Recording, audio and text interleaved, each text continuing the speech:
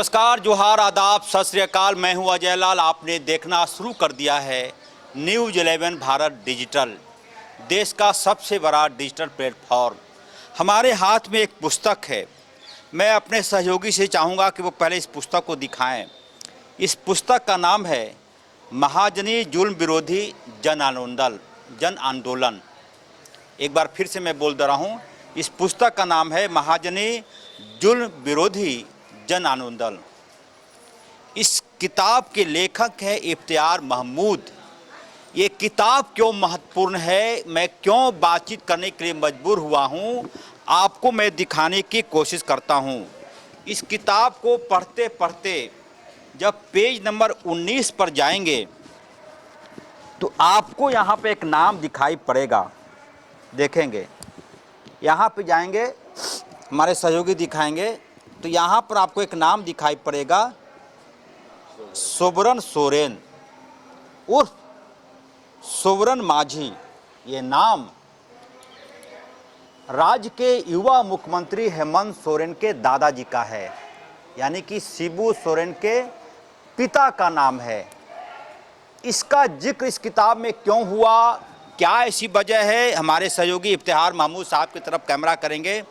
Comrade, सबसे पहले मैं आपको बधाई दूंगा कि आपने कुछ ऐसी बातों का जिक्र किया है जो अब तक इतिहास के पन्ने में शामिल नहीं है। ये किताब है क्या? ये किताब जो है, देश तो 47 में आज़ाद हो गई, लेकिन इस आज़ादी का लाभ जो है हजारीबाग, उस टाइम के हजारीबाग जिला के लोगों को, खासकर ग्रामीण क्षेत्र के लोगों को बिल्कुल नहीं मिला।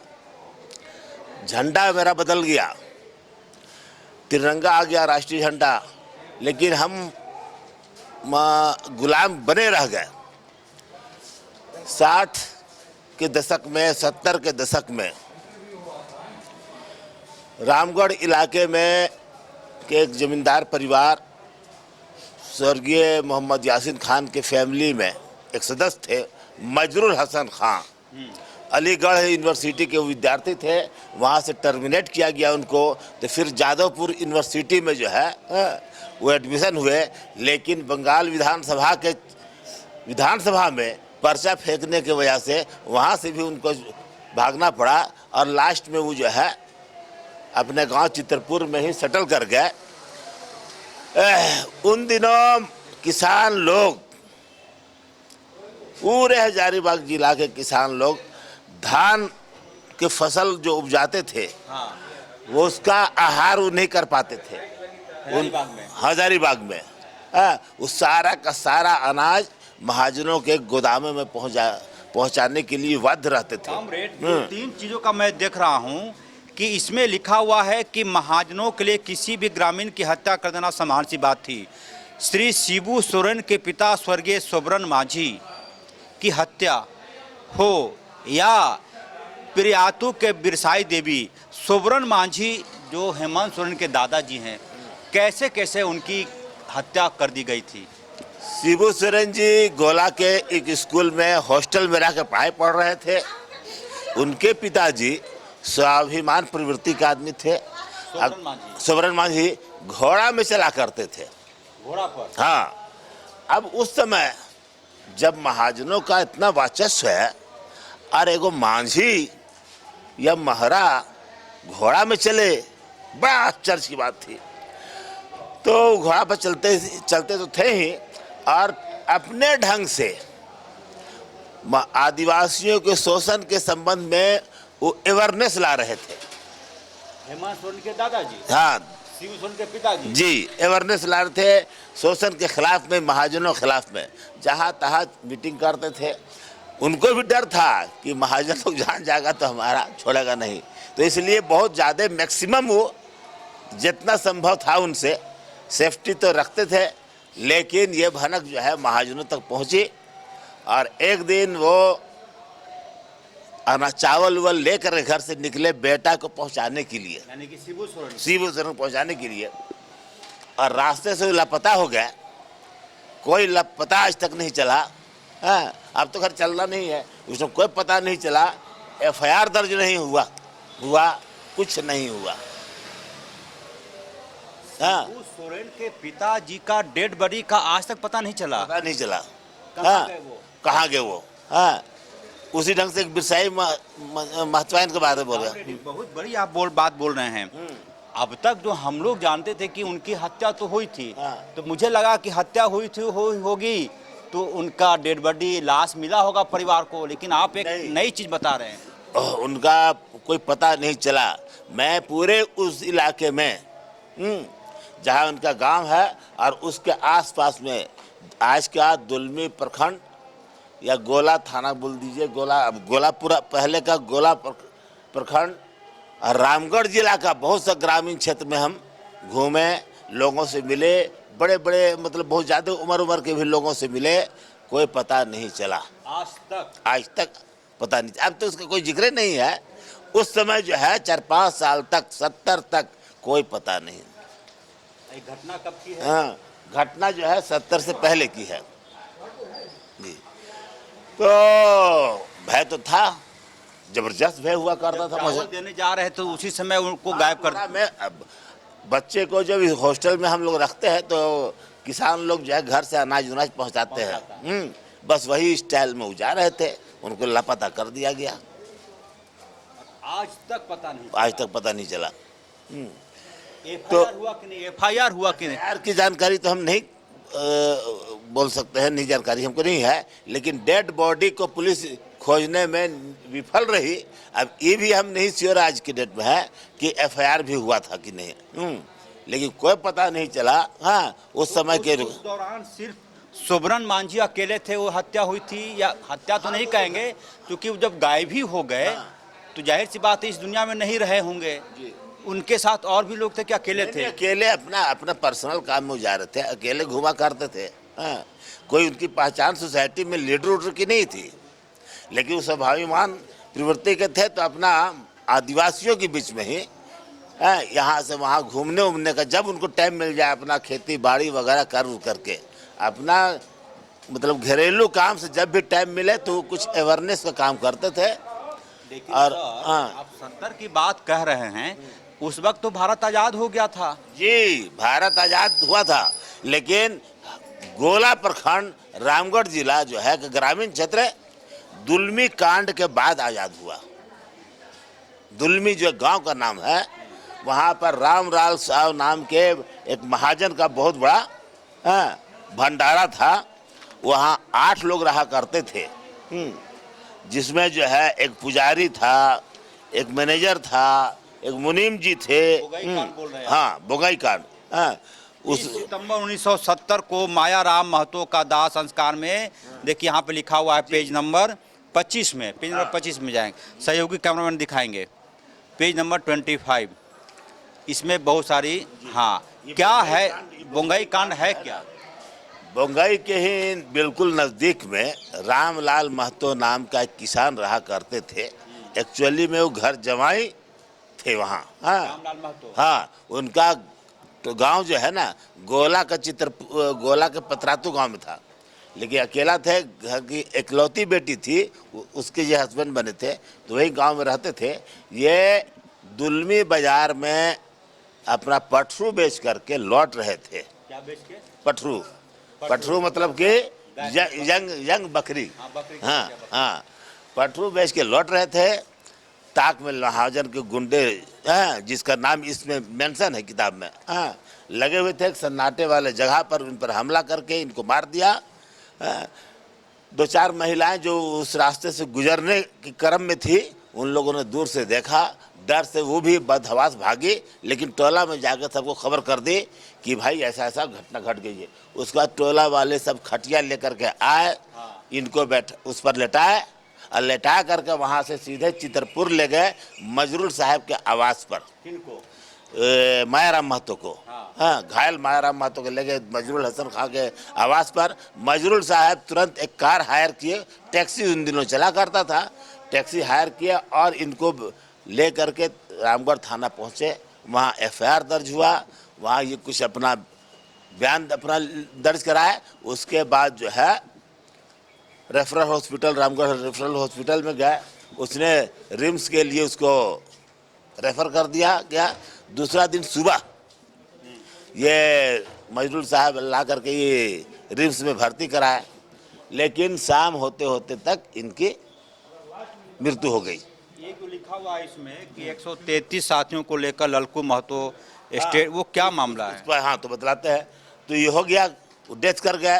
राताराती डेड बॉडी जो है ना मजरूल साहब लेके गांव पहुंचे, काफ़ी रात हो चुकी थी।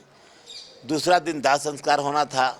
चारों तरफ से लोग, किसान लोग, ग्रामीण लोग जुटे तो वहाँ मजरूल साहब ने भाषण दिया कि जिसमें का सार था, ये खून का बदला खून से लेंगे। हाँ, तो उस दिन तो दाह संस्कार हो गया। उसका दूसरा दिन पतरातू से और उसके आसपास के लोग, पतरातू में, पतरातू थर्मल नहीं, पतरातू गोला का गांव है, हाँ, और उसके आसपास के लोग, हाँ, कुछ पैदल जो है दुलमी की तरफ मूव किए, सॉरी बोंगई की तरफ मूव किए, जैसे तैसे अपना मतलब कि। और कुछ लोग जो है स्टेट बस चला करती थी, स्टेट बस में सवार हो गए और उन लोग उतरे चितरपुर में। भाड़ा चूंकि दिया गया था तो 133 आदमी जो है बस में सवार थे, ऊपर नीचे सब उतर कर हरवे हथियार के साथ। हरवे हथियार जो झारखंड के लोगों के पास ग्रामीण क्षेत्र में होता है कि कहीं भी जाता है तो कोई तबली ले लेता है, कोई फरसा ले लेता है, तीरधनुष ले लेता है, हाँ, ये लेकर के ये चितरपुर उतरे और चितरपुर से ये मजरूल साहब के घर की तरफ बढ़े। मजरूल साहब के घर में पहुँचे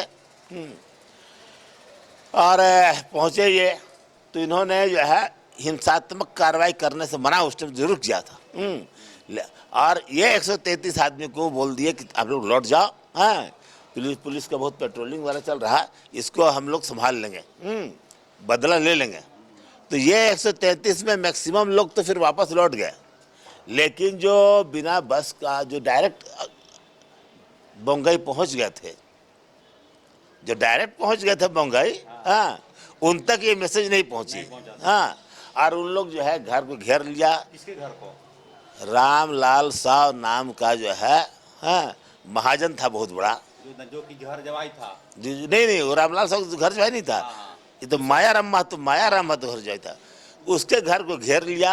भंडारा था, घर नहीं था, भंडारा था, जिसमें उसके 8 स्टाफ रहा करते थे, हाँ, और कम से कम मोर देन 1000 जानवर। घेरने के बाद क्या हुआ? घेरने के बाद उन लोग को निकालने का प्रयास इन लोग किए कि निकल जाओ, नहीं निकला तो एक घर में सुराख करके एक आदमी घुसा अंदर में, तो देखा तेल रखा हुआ है, एक टीना किरासन तेल, और लकड़ी जलावन का पूरा रखा हुआ 2-4, मतलब कि उसके हिसाब से 1-1.5 ट्रक था जलावन की लकड़ी। तो उसको निर्देश दिया गया, हाँ, भीड़ ने में से ही किसी ने बोला कि किरासन तेल छिड़क दो और माचिस मार दो। तो उसने किरासन तेल छिड़क तो माचिस लगा दिया, आग जलने लगा, बहुत तेजी से जला। तो ये लोग जो है छप्पर पर चढ़े बचने के लिए, छप्पर पर भी नहीं बच पाए, हाँ, तो वहाँ से झांप देना शुरू किया, कूदना शुरू किया बाहर। और बाहर मजमा तैयार था, जैसे जैसे कूदते गए सबको पकड़ पकड़ के हम लोग मारते चले गए। कितने लोगों का मौत हुआ था? उस लोगों का मौत हुआ था, हाँ, वही है बोंगई कांड। हाँ, इन सब के पहले जो सोबरन मांझी थे, हाँ, उनकी हत्या हो चुकी थी, पहले हो चुकी थी। हाँ, उनकी हत्या हो चुकी थी। तो इस कांड के बाद महाजन लोग या उसका आदमी लोग गांव में घुसना बंद कर दिया, हाँ। और उस टाइम के जो मजरूल हसन खां के द्वारा जो अवेयरनेस लाया गया था, उसने सारा मैसेज दे दिया कि कोई भी घुसता है तो उसको जो है अनाज बिल्कुल मत दीजिए। महमूद साहब, सोबरन मांझी का गायब हो जाना, फिर बोंगई कांड, शिबू सोरेन पर इन सबका क्या असर पड़ा? असर बहुत पड़ा था, किताब में है लिखा हुआ? हाँ, नहीं, किताब में वो चीज़ नहीं लिखी हुई है, लेकिन असर बहुत पड़ा था। बहुत इनका फैमिली भयभीत हो गया था जी। तो मजरूल साहब इनके घर गए, शिबू सोरेन के यहाँ। हाँ, और घर जाने के बाद जो है लोगों से मिले। जो मजरूल साहब का जो जिक्र है, मजरूल साहब थे कौन? मजरूल साहब है जो है ना, ऑल इंडिया स्टूडेंट फेडरेशन के अलीगढ़ में लीडर हुआ करते थे, हाँ। झारखंड से उनका रिलेशन कैसे हुआ? झारखंड में चित्रपुर के मूल निवासी है, हाँ, हाँ, चित्रपुर के रहने वाले हैं। उनके फादर जो है यासीन खान जमींदार थे गोला में। फिर वो शिबू सोरेन के पास गए? शिबू सोरेन के पास गए, हाँ, उनको सांत्वना वगैरह दिए, हिम्मत वगैरह दिए। और यासीन खान का तो नाम था ही, बहुत बड़ा लैंडलॉर्ड थे इलाका का, बहुत बड़ा लैंडलॉर्ड थे। और उस लैंडलॉर्ड के फैमिली में एक ऐसा आदमी उभर के आ गया था जो घर में रह करके बोलता था बटाईदार लोग को कि तोहनी की ले धन वाला हो यहाँ करा, तो उपजले है तो फिर रख चुको। और ये जो है, जो इनके प्रेजेंस में अगर कोई धान लेके आता था तो ये भगा देते थे। हाँ, अपने ही पिता के खिलाफ, अपने ही पिता के खिलाफ में। और बल्कि इनके घर में जो गोदाम बना हुआ था धान चावल का, जब अकाल पड़ा था तो गोदाम खोल के सारे चावल को इन्होंने बंटवा दिया था।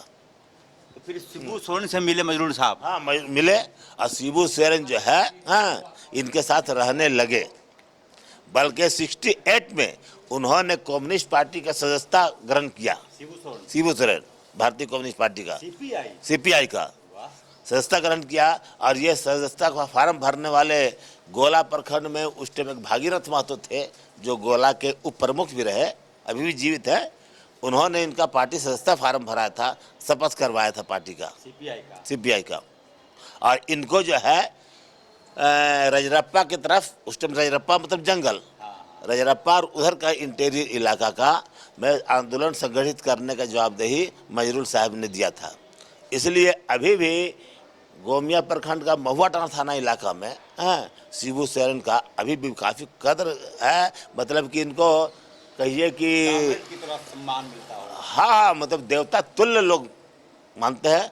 जो बूढ़े बुजुर्ग हैं वो तो मानते ही हैं। उसी का देखा था कि अब हमारा बाप को हम अपने देख लिया, अपने बाप को आपका गोड़ लगते तो स्वाभाविक है हम भी आपको गोड़ लगेंगे, बाप तो अब रहा नहीं। तो ये है, तो वहीं से शिबू सोरेन की राजनीतिक गुरु मजरूल साहब। धीरे धीरे शिबू सोरेन भी महाजनी प्रथा के खिलाफ, हाँ, इन्होंने ये लड़ा।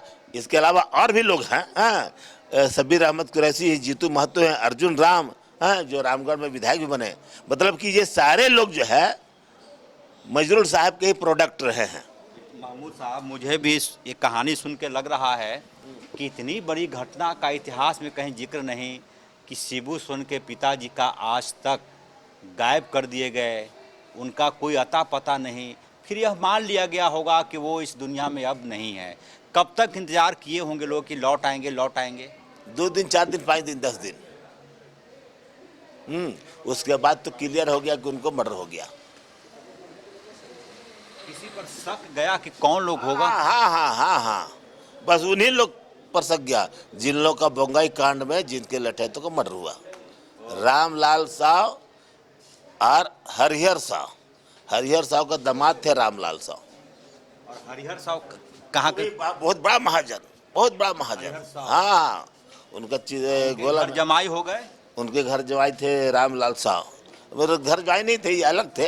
हाँ, घर जवाई तो मायाराम महतो थे उसका। हाँ, तो वो जो है ये दोनों का जो है ना मजाल नहीं है। कोई जो है बोल रहे हैं कि वो महतवाइन जो है, जो धान नाप करके लेके गई थी हरिहर साहब के यहाँ अपना कर्जा चुकाने के लिए, और उसका धान काफ़ी घट गया, तो प्रतिवाद की कि हम नाप करके लाए हैं तो 1-2 पैला घटेगा, इतना कैसे घट जाएगा।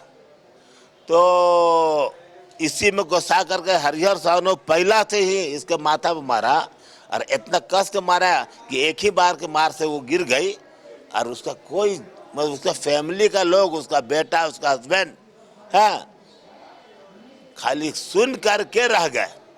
देखिए, इस किताब में इफ्तिखार महमूद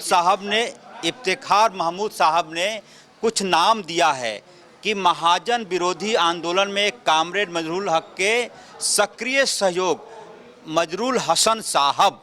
एक बार फिर से परिचय बता दीजिए, वो कौन थे? मजरूल हसन साहब जो है चितरपुर के निवासी थे, और वो जो है जब अलीगढ़ उनको भेजा गया था पढ़ने के लिए, अलीगढ़ यूनिवर्सिटी, तो वहीं ये कम्युनिस्टों के संपर्क में आए, और वहाँ के यूनिवर्सिटी में जो स्टूडेंट फेडरेशन चलता था उसके ये नेता बने। और शिबू सोरेन को कम्युनिस्ट ज्वाइन कराने वाले कामरेड का नाम मजरूल हसन साहब था। जी जी, हाँ, उन्होंने ज्वाइन कराया। हाँ, उन्हीं के निर्देश पर जो है, हाँ, भागीरथ महतो ने इनका पार्टी सदस्यता का फार्म भरा था। और देखेंगे किताब में लिखा हुआ है कौन कौन लोग सहयोगी थे। हमारे सहयोगी दिखाएंगे। कामरेड ललित गोस्वामी, पिता स्वर्गीय कपिल गोस्वामी।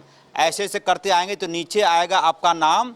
यहाँ पर 6ठे नंबर पर कामरेड श्री शिवचरण माझी। गौर फरमाइएगा इस नाम पर। कॉमरेड इसलिए कि वाम आंदोलन से जुड़ने वाले लोगों को कॉमरेड कहा जाता है, साथी कहा जाता है। साथी यानी कामरेड। आप बोलचाल की भाषा में मैंने भी कई बार जिक्र किया कामरेड कामरेड। कामरेड का मतलब यह कि साथी, दोस्त, मित्र। तो 6 नंबर में लिखा हुआ है कामरेड श्री शिवचरण माझी उर्फ शिबू सोरेन गुरु जी, पिता सोबरन माझी। यानी कि आपसे कोई यह भी पूछ सकता है कि शिबू सोरेन का असली नाम क्या है, तो आप बोलेंगे शिवचरण मांझी। माझी। जी जी। इस किताब में इन तमाम चीज़ों का जिक्र है। उम्मीद की जानी चाहिए कि ये किताब जिन्हें झारखंड से मोहब्बत है, झारखंड के बारे में जानना चाहते हैं, उन्हें यह किताब ज़रूर पढ़ना चाहिए कि कैसे बोंगई कांड हुआ, महाजनी प्रथा में कैसे क्या कुछ हुआ, कैसे शिबू सोरेन कम्युनिस्ट हो गए, कैसे उनके पिता को गायब कर दिया गया, क्या उनकी गुनाह थी, महाजनी प्रथा कैसे क्या हुआ करता था। और एक मैं सबसे अंतिम में दिखाना कोशिश करता हूँ, जनशक्ति अखबार। ये राजधानी पटना, बिहार की राजधानी पटना में आर ब्लॉक के पास इस अखबार का दफ्तर हुआ करता था, जनशक्ति। कम्युनिस्ट से थोड़ा भी झुकाव रखने वाले लोग इसमें ज़रूर काम करते थे।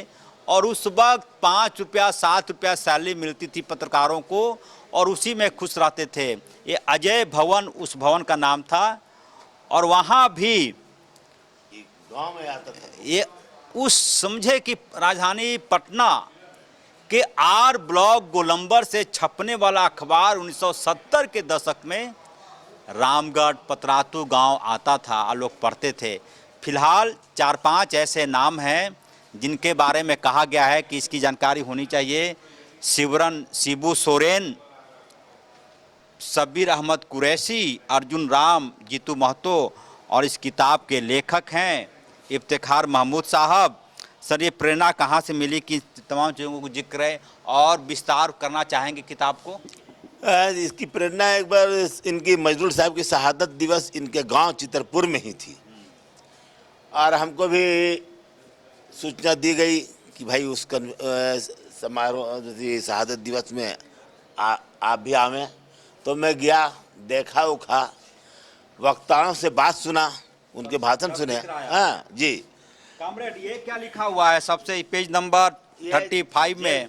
हजारीबाग जेल सुपरिटेंडेंट की चिट्ठी है। हाँ। हमने जो है इंफॉर्मेशन कलेक्ट करने के क्रम में ये हाँ ये जो है लिखा हो कुमार चंद्रशेखर अधीक्षक, लोकनायक जयप्रकाश नारायण, केंद्रीय कारागार हजारीबाग।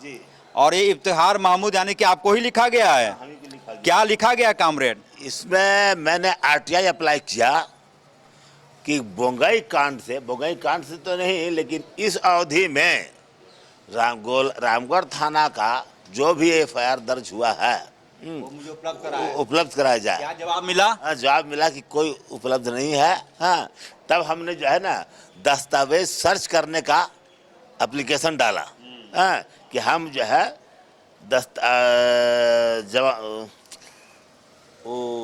बंदी पंजी का निरीक्षण करना चाहते हैं। हाँ, कौन कौन कैदी आया? हाँ, कौन कौन कैदी आया 1970 का। तो उसी में बंदी पंजी का जब निरीक्षण करना शुरू किया हम, उसका परमिशन मिल गया। हाँ, उसका परमिशन दिए कि ठीक है आके देखिए 70 का। हाँ, बहुत मैं शुक्रगुजार हूँ कारा विभाग का कि उस वक्त का ही क्या वो तो बोलते हैं कि अंग्रेज के समय का भी बंदी पंजी हम देंगे आपको।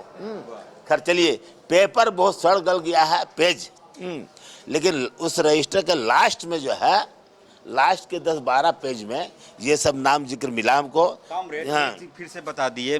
फिर आपने यहाँ पर पेज नंबर 19 में लिख दिया है कि सोबरन माझी उर्फ सोबरन सोरेन की हत्या, जब उनका अता ही पता नहीं चला तो यह मान लिया गया। हाँ, ये बिल्कुल जो है ना क्लियर है कि उनका मर्डर किया गया। और लाश कुछ कहीं हाँ, लास्ट कौन हिम्मत करता है भाई? हाँ, कोई हिम्मत करता है? चौकीदार को मार दिया उन लोग, थाना का चौकीदार को। 100 FIR दर्ज नहीं, और एक नहीं कई एक हत्याएं हुई है। ये तो कुछ नामी घटना घट गई, बंगई कांड, हिंसा का हम लोग निंदा जरूर करते हैं।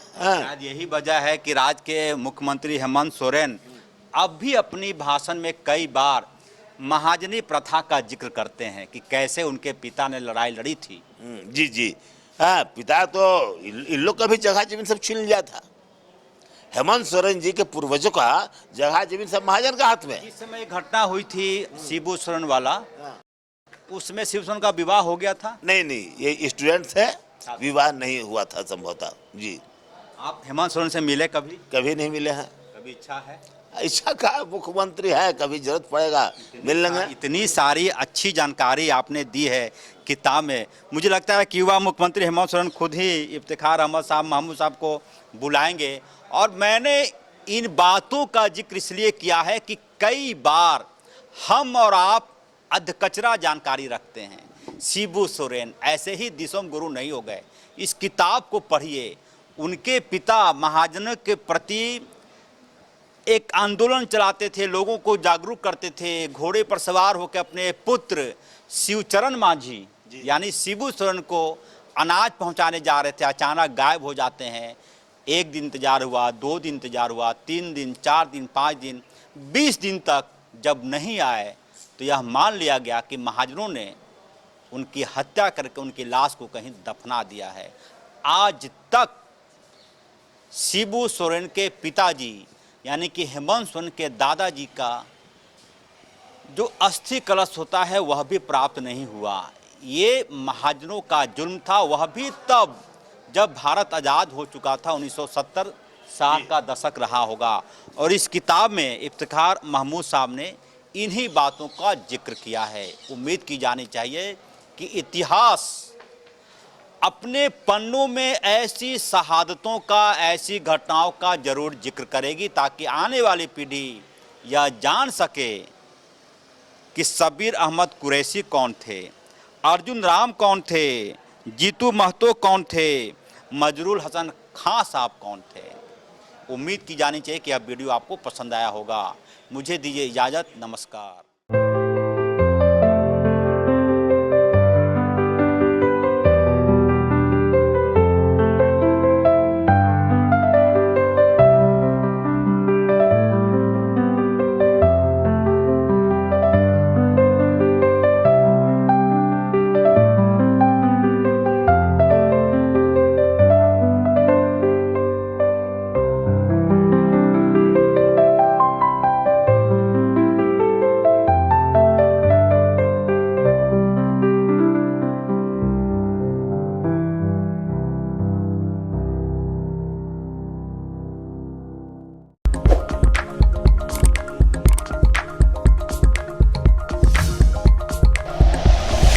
Like and share videos, subscribe करें हमारा चैनल और प्रेस करें बेल आइकॉन। न्यूज़ 11 भारत, सच है तो दिखेगा।